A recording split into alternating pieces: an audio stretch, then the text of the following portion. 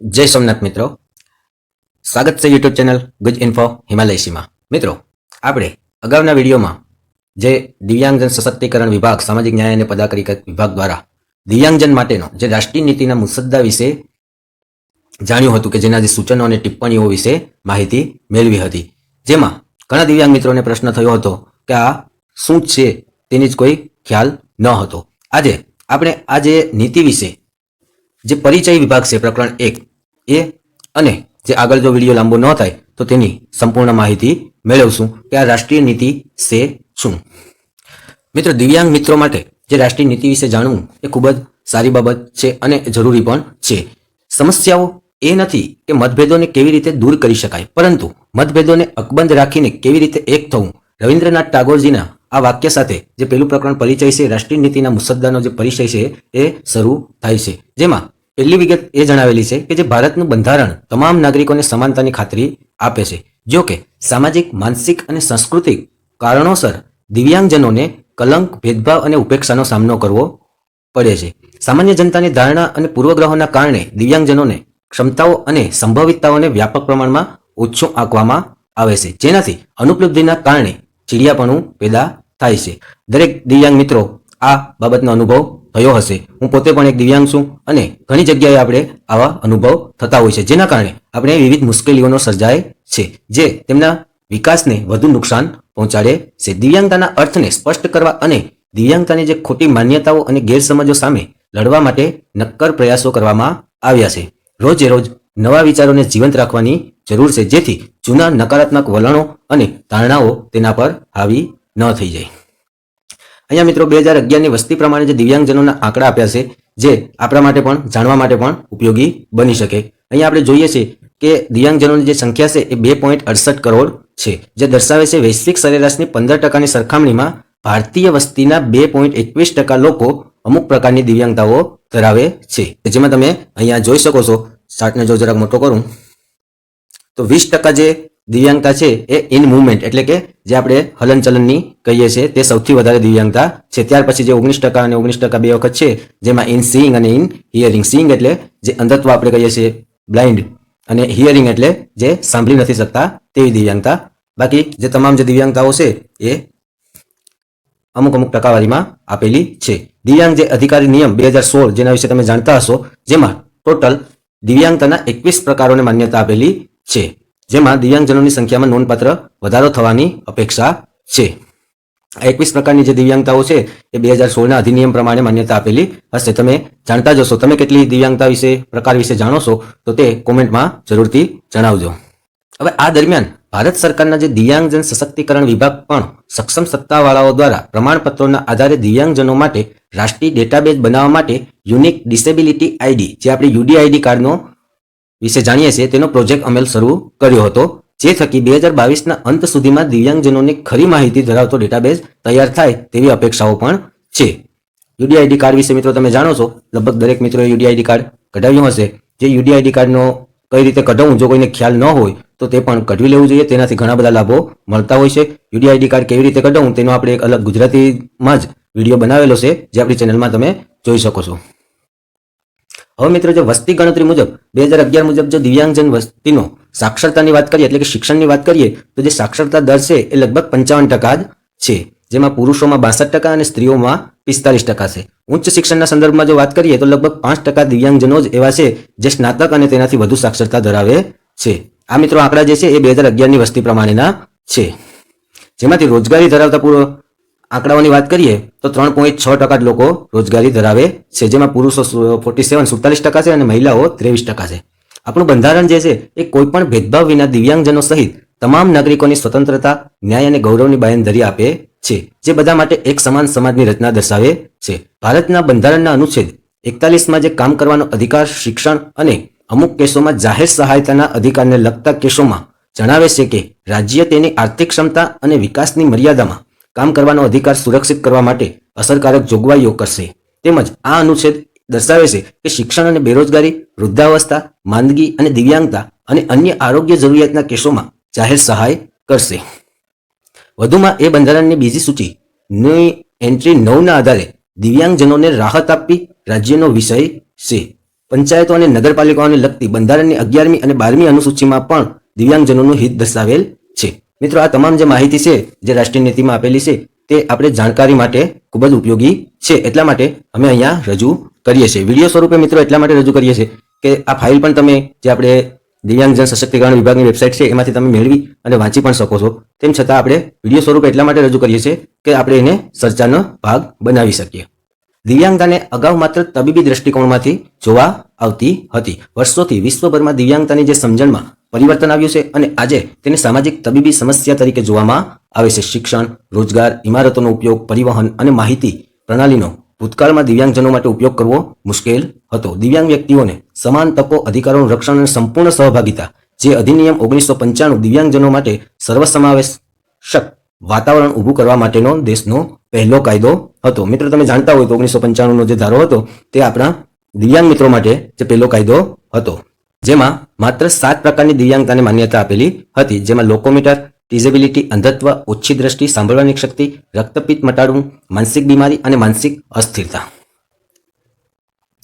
ત્યાર પછી વર્ષ 2006માં જે કેન્દ્ર સરકારે દિવ્યાંગજનો માટે રાષ્ટ્રીય નીતિ ઘડી હતી, તે માન્યતા આપે છે કે દિવ્યાંગજનો દેશ માટે મૂલ્યવાન માનવ સંસાધન છે અને તેમને સમાન તકો, તેમના અધિકારોનું રક્ષણ, સમાજમાં સંપૂર્ણ ભાગીદારી પ્રદાન કરે તેવું વાતાવરણ ઊભું કરવાનો પ્રયાસ કરે છે. આ નીતિ બંધારણમાં સમાવિષ્ટ તમામ વ્યક્તિઓની સમાનતા, સ્વતંત્રતા, ન્યાય અને ગૌરવના સિદ્ધાંતો પર આધારિત છે. તે દિવ્યાંગજનો સહિત તમામ માટે એક સમાવેશ સમાજનો ગર્ભિત આદેશ આપે છે. આ નીતિ એ હકીકતને પણ માન્યતા આપે છે કે મોટાભાગના દિવ્યાંગજનો જીવનની સારી ગુણવત્તા જીવી શકે જો તેમની પાસે સમાન તકો હોય અને પુનર્વસનના પગલાં લેવા માટે અસરકારક પહોંચ હોય. હાલની નીતિ હેઠળ હસ્તક્ષેપના મુખ્ય ક્ષેત્રો પ્રારંભિક ઓળખ અને હસ્તક્ષેપ, પુનર્વસન, માનવ સંસાધન વિકાસ, શિક્ષણ, રોજગાર, અવરોધક મુક્ત વાતાવરણ, સામાજિક સુરક્ષા, સંશોધન, રમતગમત, મનોરંજન અને સાંસ્કૃતિક પ્રવૃત્તિઓ છે. 2007માં ભારત દિવ્યાંગજનોના અધિકારો જે UNCRPD united nation convention on the rights of person with disability એના પર આધારિત હતા. આ સિદ્ધાંતોની મિત્રો વાત કરીએ તો જેમાં સ્વાભાવિક ગૌરવ, વ્યક્તિગત સ્વાયત્તા માટે આદર જેવા પોતાની પસંદગી કરવાની સ્વતંત્રતા અને વ્યક્તિઓની સ્વતંત્રતા, બિન ભેદભાવ, સમાજમાં સંપૂર્ણ અને અસરકારક ભાગીદારી અને સમાવેશ, માનવીય વિવિધતા અને માનવતાના ભાગરૂપે દિવ્યાંગજનોના તફાવત અને સ્વીકૃતિ પ્રત્યે સન્માન, તકની સમાનતા, સુલભતા, પુરુષ અને સ્ત્રીમાં સમાનતા અને દિવ્યાંગજનોની વિકસતી ક્ષમતાઓ પ્રત્યે આદર અને દિવ્યાંગ બાળકોના તેમની ઓળખ જાણવાના અધિકાર પ્રત્યે આદર. મુખ્ય પ્રવૃત્તિઓમાં દિવ્યાંગજનો સહિત તમામ સંવેદનશીલ જૂથનો સાર્વત્રિક સમાવેશ યુનાઇટેડ નેશન દ્વારા વર્ષ 2015માં અપનાવવામાં આવેલ સ્થાયી વિકાસના લક્ષ્યો માટેના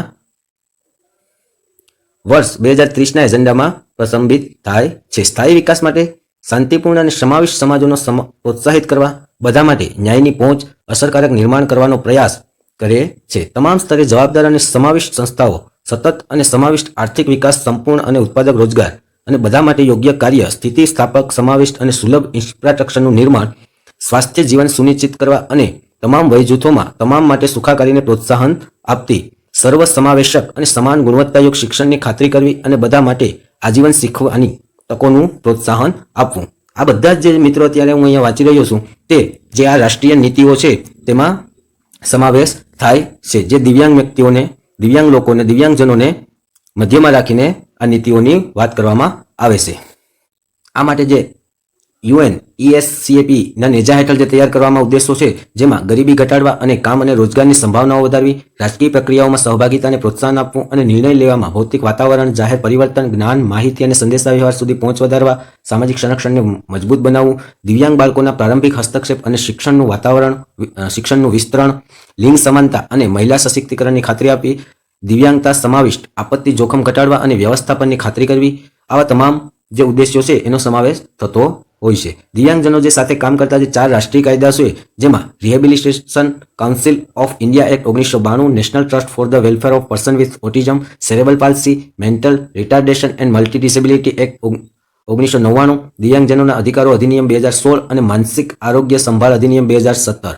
આમાંથી જે પ્રથમ 3 છે કાયદાઓ એ કેન્દ્રીય સામાજિક ન્યાય અને સશક્તિકરણ મંત્રાલય દ્વારા છે અને જે ચોથો છે એ કેન્દ્રીય આરોગ્ય પરિવાર કલ્યાણ મંત્રાલય દ્વારા વ્યવહાર કરવામાં આવે છે. ત્યાર પછી જે UNCRPD અને ઇન્યુએન વ્યૂહરચના લક્ષ્યો હેઠળ જે જવાબદારીઓમાંથી એક UN કન્વેન્શનની જોગવાઈઓને અનુરૂપ સ્થાનિક કાયદાને સંરેખિત કરવાની છે. દિવ્યાંગ વ્યક્તિઓના જે અધિનિયમો છે, અધિકારો અધિનિયમ 2016ના તારીખ 28/12/2016ના રોજ ઘડવામાં આવ્યો હતો, જે 19/4/2017થી અમલમાં આવ્યો હતો. આ અધિનિયમ દિવ્યાંગતાના નવા સ્પેક્ટ્રમને માન્યતા આપે છે અને આવા અધિકારોના રક્ષણ માટે, સુરક્ષા સાથે દિવ્યાંગજનો માટે વિવિધ અધિકારો પ્રદાન કરે છે. દિવ્યાંગજનોના સશક્તિકરણ માટે ભારત સરકારની જે મજબૂત પ્રતિબદ્ધતાને ધ્યાનમાં રાખીને સામાજિક ન્યાય અને સશક્તિકરણ મંત્રાલય હેઠળ વર્ષ 2012માં દિવ્યાંગજનોના સશક્તિકરણ વિભાગની રચના કરવામાં આવી હતી, જેથી દિવ્યાંગજનો માટે નીતિ વિષયક મુદ્દાઓ અને યોજનાઓ અને કાર્યક્રમોનું અમલીકરણ પર વધુ ભાર મૂકવામાં આવે.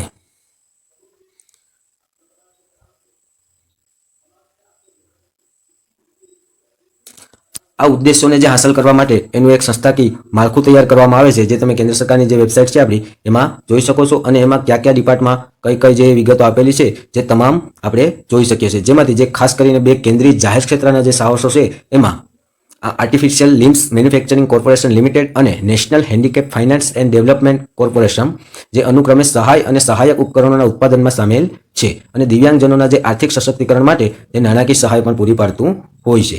દિવ્યાંગજન વિભાગ જે છે એ સામાજિક ન્યાય અને સશક્તિકરણ મંત્રાલયે દિવ્યાંગજનોના સશક્તિકરણ માટે જે ઘણી પહેલો હાથ ધરી છે, જે વિભાગની મહત્વની જે યોજનાઓ છે એની માહિતી જોઈએ તો એમાં સૌથી પહેલી જે છે એ દીનદયાળ દિવ્યાંગજન પુનર્વસન યોજના છે, જે દિવ્યાંગજનોના શિક્ષણ અને પુનર્વસન માટે એનજીઓને નાણાકીય સહાયની કલ્પના કરે છે. ત્યાર પછી જે બીજી સહાય છે, જે સહાય ઉપકરણો ખરીદી ફિટિંગ માટે જે દિવ્યાંગજનોને સહાયની યોજના છે, જે વિવિધ અમલીકરણ એજન્સીઓ, રાજ્ય દિવ્યાંગ વિકાસ નિગમો, અન્ય સ્થાનિકને દિવ્યાંગોના ભૌતિક પુનર્વસન માટે સહાય અને સહાયની ઉપકરણોની ખરીદી ફિટિંગ માટે અનુદાન પ્રદાન કરે છે. ત્યાર પછી જે ત્રીજી છે, દિવ્યાંગજન અધિનિયમના અમલીકરણ માટેની યોજના, જે scheme for implementation of person with disability act, જે SIPDA તરીકે ઓળખાય છે, જે રાજ્ય સરકારો, કેન્દ્ર સરકાર, રાજ્ય સરકારોની સંસ્થાઓ, સ્વાયત્ત સંસ્થાઓ અને યુનિવર્સિટીઓ સહિત તેમની ઇમારતોમાં અવરોધમુક્ત પ્રવેશ બનાવવા, વેબસાઇટ્સને સુલભ બનાવવા, પ્રારંભિક હસ્તક્ષેપ, જાગૃતિ જનરેશન, કૌશલ્ય વિકાસ વગેરે માટે અનુદાન પ્રદાન કરે છે. ત્યાર પછી છે જે એ દિવ્યાંગ વિદ્યાર્થીઓ માટે રક્ષિત શિષ્યવૃત્તિ યોજનાઓ, જેમ કે પ્રી મેટ્રિક, પોસ્ટ મેટ્રિક, ઉચ્ચ વર્ગનું શિક્ષણ, પ્રતિષ્ઠિત રાષ્ટ્રીય સ્તરની શૈક્ષણિક સંસ્થાઓમાં અભ્યાસ, ફેલોશિપ, જે MPhil અને PhD ઉપર હોય છે, વિદેશી શિષ્યવૃત્તિ, વિદેશમાં જો કોઈ અભ્યાસ માટે જવાના હોય તો એના માટે, પ્રતિષ્ઠિત સંસ્થાઓમાં વ્યવસાયિક અભ્યાસક્રમોના પ્રવેશ માટે અને રોજગાર માટે, સ્પર્ધાત્મક પરીક્ષાઓની તૈયારી માટે મફત કોચિંગ માટે પણ શિષ્યવૃત્તિની યોજનાઓ આપવામાં આવેલ છે. આ જે યોજનાઓ છે એ રાષ્ટ્રીય નીતિ હેઠળ કામ કરતી હોય છે. હવે મિત્રો, જે ખરો પડકાર દિવ્યાંગજનો માટે જે છે એ સંપૂર્ણ સુલભતા, સમાવેશ અને સશક્તિકરણ હાંસલ કરવાનો છે. સરકાર એટલે કે કેન્દ્ર અને રાજ્ય બંને જે વિવિધ હિતધારકોએ રાઇટ રિયલ બનાવવા આ કાર્યને પૂર્ણ કરવા સાથે મળીને કામ કરવાની જરૂર છે. દિવ્યાંગજનો માટેની જે નવી નીતિએ તેમના સમાવેશ અને સશક્તિકરણને સુનિશ્ચિત કરવા માટે જે પડકારોનો સામનો કરવાની જરૂર છે, તેના વિશે જો વાત કરીએ તો સમાજના સભ્યોની માનસિકતા અને ધારણાને બદલવી, જેથી દિવ્યાંગજનોની સમસ્યાઓની યોગ્ય સમજણ મેળવી શકાય. દિવ્યાંગજનોમાં આત્મગૌરવ અને આત્મવિશ્વાસ કેળવવો, જેથી તેઓ જાણે કે તેમની મર્યાદાઓ આત્મપ્રયત્ન અને વધુ સારા વાતાવરણ દ્વારા ઘણી હદ સુધી દૂર કરી શકાય છે. યોગ્ય ટેકનોલોજી અપનાવવા દ્વારા સાર્વત્રિક ડિઝાઇનિંગ સિદ્ધાંતોને અપનાવીને આંતરિક માળખાકીય સુવિધાઓ, પરિવહન વ્યવસ્થા, ICT ઇકોસિસ્ટમ અને અન્ય સુવિધાઓ અને સેવાઓને સુલભ વાતાવરણ બનાવવું.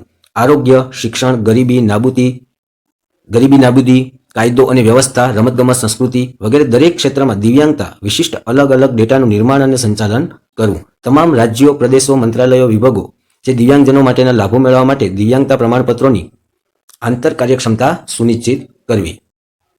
દિવ્યાંગજનોના જ્ઞાન અને કૌશલ્યમાં સુધારો કરવો, રોજગાર બજારમાં વિવિધ કાર્યો હાથ ધરવા સક્ષમ બનાવવા, સરકારી ક્ષેત્રની અંદર અને બહારના જે નોકરીદાતાઓને દિવ્યાંગજનોની રોજગારી આપવા માટે પ્રોત્સાહિત કરવા, જેઓ અન્ય કર્મચારીઓની જેમ સંખ્યાબંધ નોકરીઓ કરી શકે છે.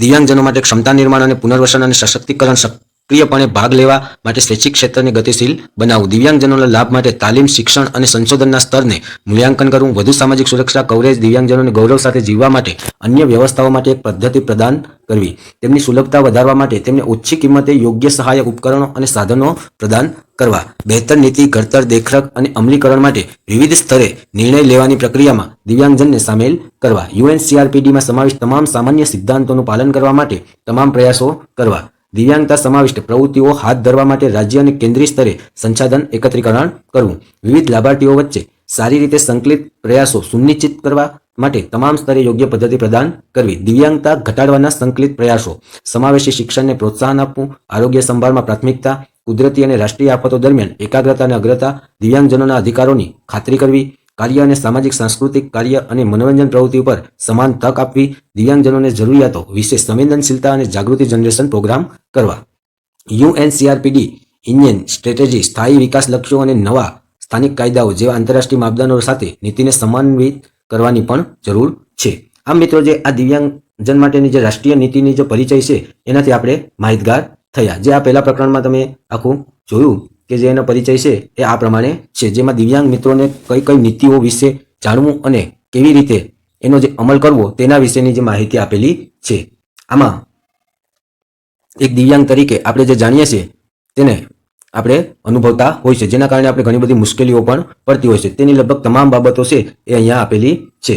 આવી રીતે જે આના પ્રકરણો અલગ અલગ છે, જે 14 પ્રકરણો છે, જેમાં તમામ જે પ્રકરણો છે એમાં અલગ અલગ બાબતો આપેલી છે. તો જે દિવ્યાંગ રાષ્ટ્રીય નીતિનો જે પરિચય હતો, જે ઘણા દિવ્યાંગ મિત્રોને પ્રશ્ન થયો હતો કે આમાં કંઈ ખ્યાલ ન આવ્યો, તો એનો જે પરિચય હતો એનો આપણે દરેક દિવ્યાંગ મિત્રો સુધી પહોંચાડવા પ્રયત્ન કર્યો છે. માહિતી સારી લાગી હોય મિત્રો તો વિડીયોને લાઇક, શેર, સબસ્ક્રાઇબ જરૂરથી કરજો અને દરેક દિવ્યાંગ મિત્રો સુધી પહોંચાડજો, જેથી આપણે આપણા દિવ્યાંગ મિત્રોને આ માહિતીથી માહિતગાર કરી શકીએ. તો બસ મિત્રો, આ વિડીયોમાં આટલું જ. મળીશું હવે નેક્સ્ટ વિડીયોમાં. જય હિન્દ.